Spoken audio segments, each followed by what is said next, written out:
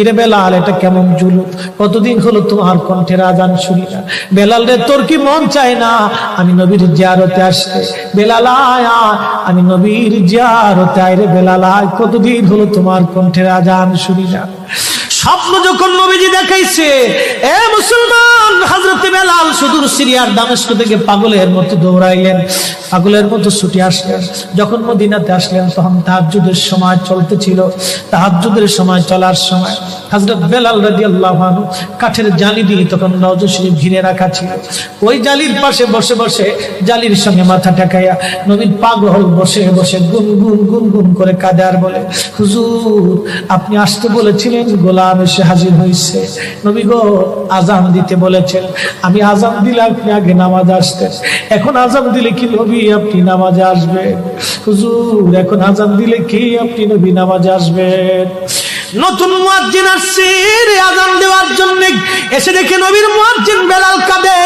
ডাক দেখে মদিনাবাসী, শুনছো নবীর মুয়াজ্জিন ফিরে এসেছে, বেলাল আসছে, বেলাল ফিরে আসছে। এই কথা শোনার পরে সব সাহাবী ঘর থেকে বের হয়ে দৌড়ায় এসে দেখে বেলাল কাঁদে। সাহাবীরা বলে, বেলাল আজান দাও, কতদিন হলো তোমার কণ্ঠের আজান শুনি না। বেলাল আজান দাও, কতদিন হলো আজান শুনি না রে বেলাল। বেলাল বলে, সাহাবীরা রে, আমি আজান দিলে কি নবী নামাজ আসবে বলো? সালমান ফারসি রাদিয়াল্লাহু আনহু ডাক দেখে, সাহাবীরা আমাদের কথায় বেলাল আজান দিবে না, তোমরা যাও দেখো হাসান আর হুসাইন দুইজন ঘরের মধ্যে আছেন। ইমাম হাসান হুসাইন রাদিয়াল্লাহু আনহুমা যদি বলে তাহলে বেলাল অবশ্যই আজান দিবে। সালমান ফারসির পরামর্শে সাহাবীরা দৌড়ায় গেলেন। বর্তমান 7 নম্বর গেট বাবুস সালাম বরাবর একটা মসজিদ আছে, মসজিদে আলী। এটাই ছিল হযরত ফাতেমা রাদিয়াল্লাহু আনহার বাড়ি। এই বাড়িতে দৌড়াই যাওয়ার পরে ইমাম হাসান হুসাইন রাদিয়াল্লাহু আনহুমা দুইজনকে নিয়ে আসা হলো। দুইজনকে নিয়ে আসার পরে হযরত ইমাম হাসানকে দেখতে আমার নবীর মতো দেখা যাইতো, চেহারাটা রাসূল করিমের চেহারার মতো ছিল। নাতি দৌহিত্র নানার চেহারা পেয়েছিলেন, ইমাম হুসাইন ও নানার সুরত পেয়েছিলেন। দুই ভাই নানার সুরত পেয়েছিলেন। হযরত বেলাল রওজা শরীফ থেকে উঠে হযরতে হাসানের বুকের মধ্যে মাথা ঠেকায় কাঁদতেছে, ইমাম হুসাইনের বুকের মধ্যে মাথা ঠেকায় কাঁদে।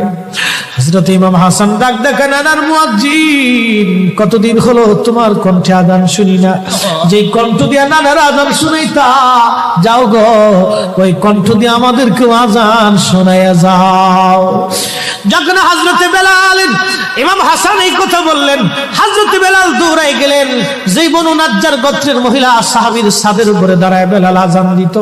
আবু দাউদের 519 নম্বর হাদিসের মধ্যে আসছে, প্রত্যেক ফজরের নামাজের সুবহ সাদিকের আগে বেলাল দাঁড়াইতেন। দাঁড়ায় আজানের আগে বলতেন, আল্লাহুম্মা ইন্নী আহমাদুকা ওয়া নাস্তাঈনুকা আলা কুরাইশিন ইউকিমুদ্দীনাক। প্রত্যেক ফজরের আজানের আগে এই দোয়াটা পড়ে বেলাল আজান শুরু করতেন।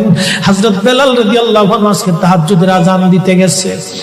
আজান দিতে যাওয়ার পরে হযরত বেলাল যখন আজান দিলেন, আল্লাহু আকবার, আল্লাহু আকবার, আজানের মধুর ধ্বনি সারা মদিনার রন্দে রন্দে ছড়িয়ে গেল।